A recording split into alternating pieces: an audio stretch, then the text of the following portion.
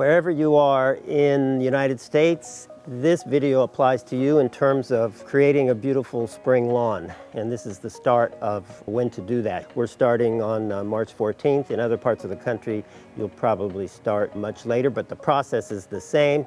I'm going to clue you into what that process is.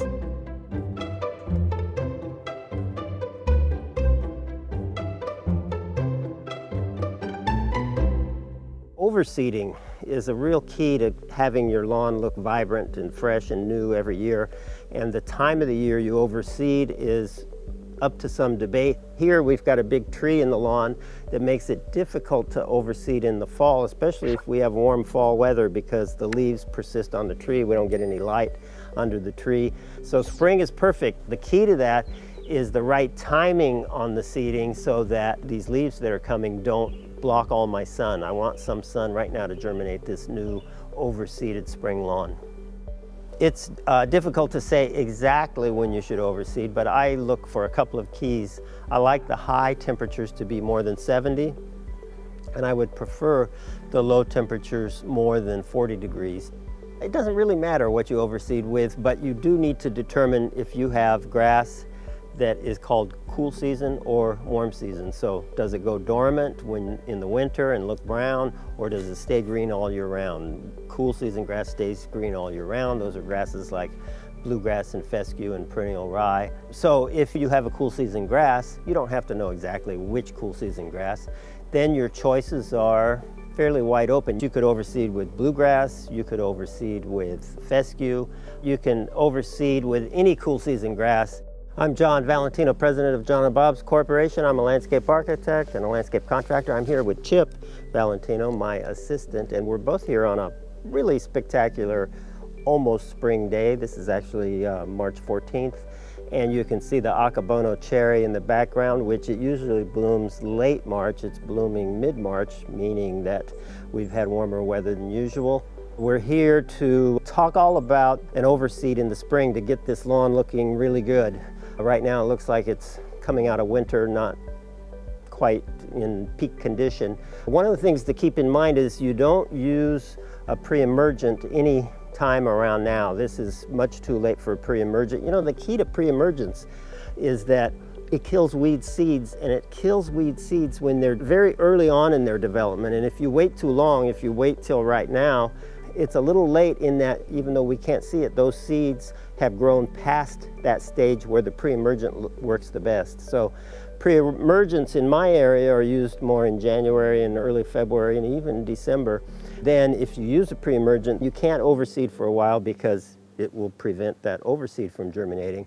In this case, I haven't used any pre-emergent on this lawn. I don't have a weed problem right now, but normally I try to avoid it and go with this practice of building a big, strong, healthy lawn and having that be the way you prevent weeds. So first we got to figure out what we need to do to prepare the lawn to accept the seed and to germinate well. And you need some contact with soil. If you put seed on top of a bunch of dead grass or even live grass, it's not going to do much.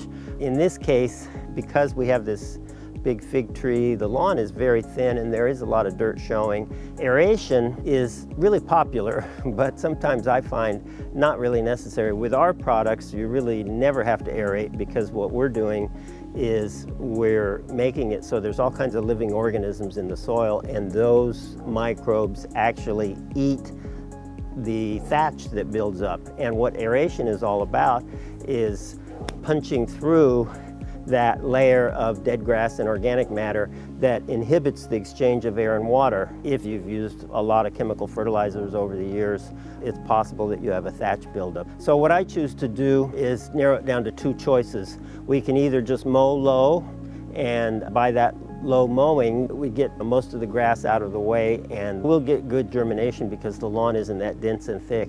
If the lawn was really dense and thick, then the seed would not contact soil anywhere, and that would be a problem. It really wouldn't germinate very well. In that case, I would use something like a power rake. Home Depot rents them, and it's a machine that renovates your lawn, kind of tears it apart and makes it an excellent surface for the seed to go on top of. In this case, I'm doing much simpler of the two. I'm going to just mow low.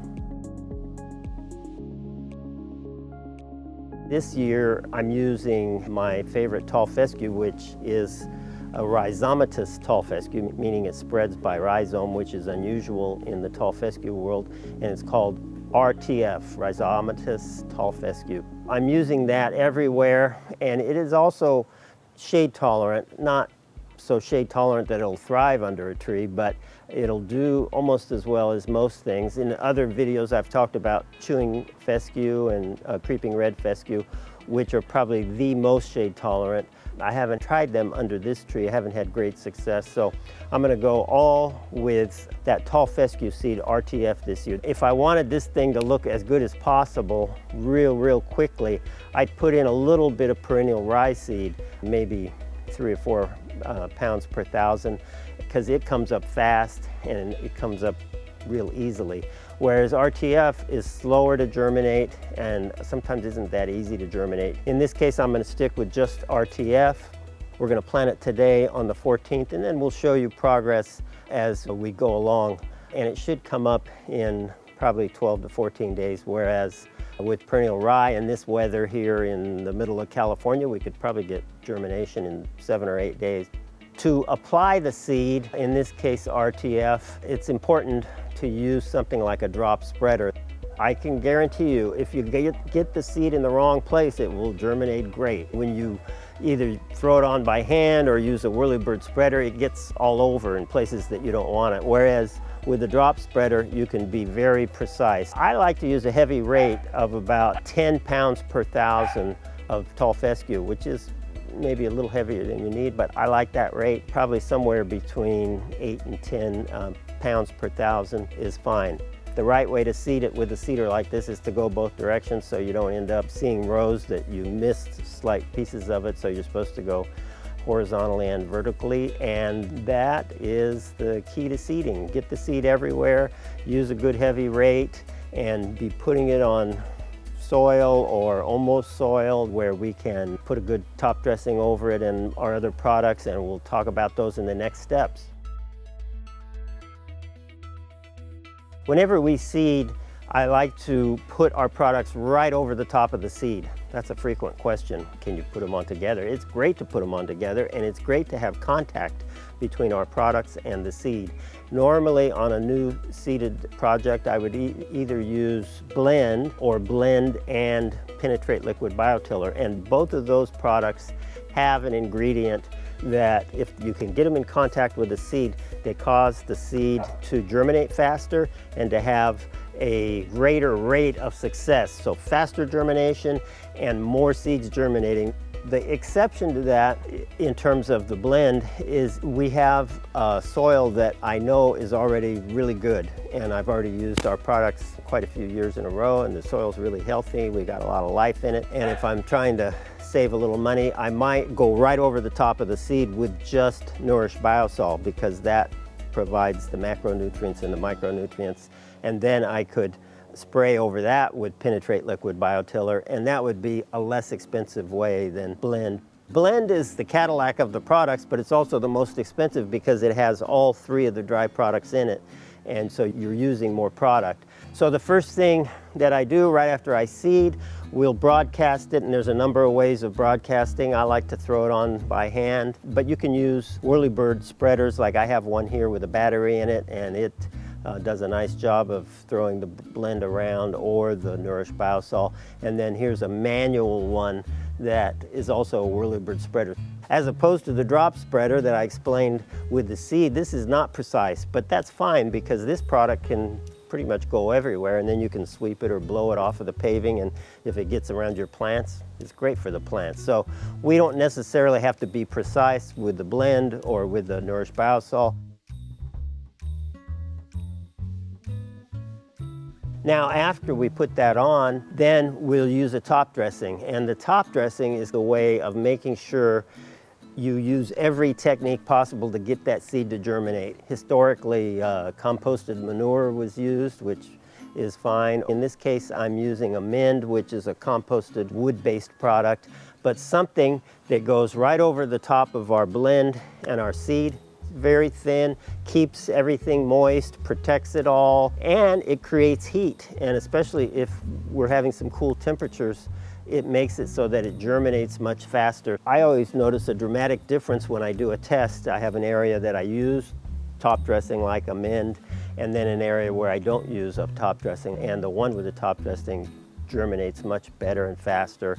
So when you spread wood-based compost as the top dressing, it's going to be very thin, probably only about 1/8 of an inch thick, and you can throw it on with a shovel. You could even throw it on with a shovel and rake it a little bit. A screen spreader does really a good job, and this is a screen spreader, so I'm going to use a screen spreader, and then really nothing else is necessary. If you don't have a screen spreader and don't have access to one, they're usually fairly easy to find to rent. But if you can't find one, you could just throw it out there and then balance it out with a rake.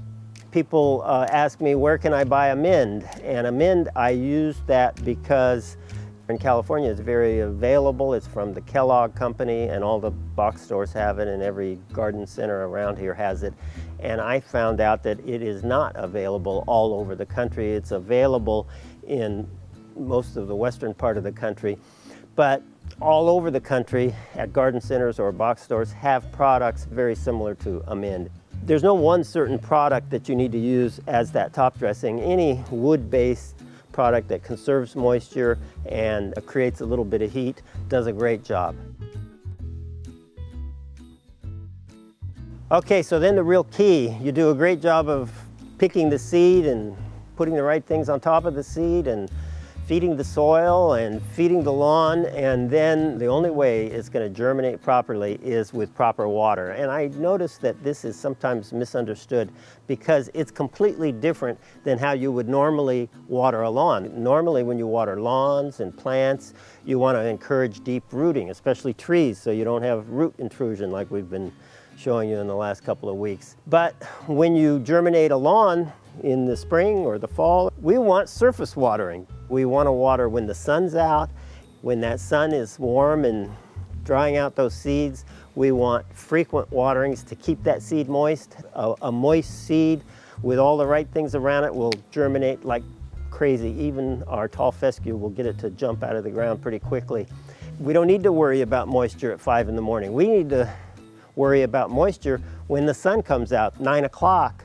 We'll have that first watering come on, and just very brief. We don't want deep watering. We're not worried about the roots going on. In this case, there's really no roots, there's just seed. And so we want to keep that seed moist, so we'll have it come on at 9 just for a little bit, minute or 2 or 3, depending on how fast your system delivers water. And then we'll have it come on again about maybe 11:30, noon. Then we'll have it come on again about 2 o'clock. This time of the year, that's plenty. We could probably only do it with 2 times. So that's a key. Just understand there's a big difference between watering to germinate a lawn and watering to maintain a lawn and maintain a landscape. Completely different strategies. So for overseeding, you need to pick a good seed and apply it at the right rate.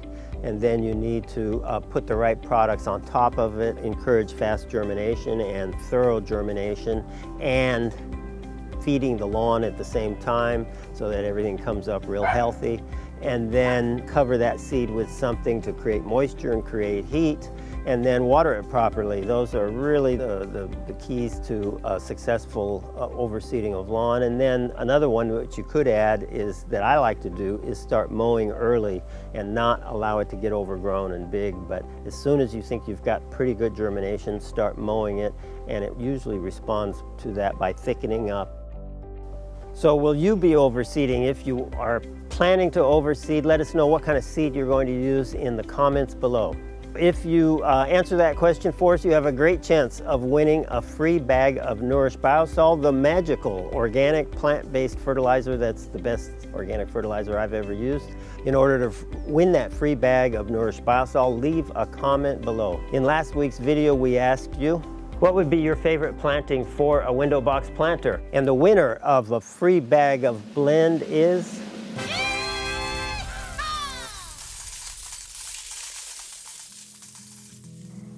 If you want to watch more about RTF fescue, we did another video with more information about it.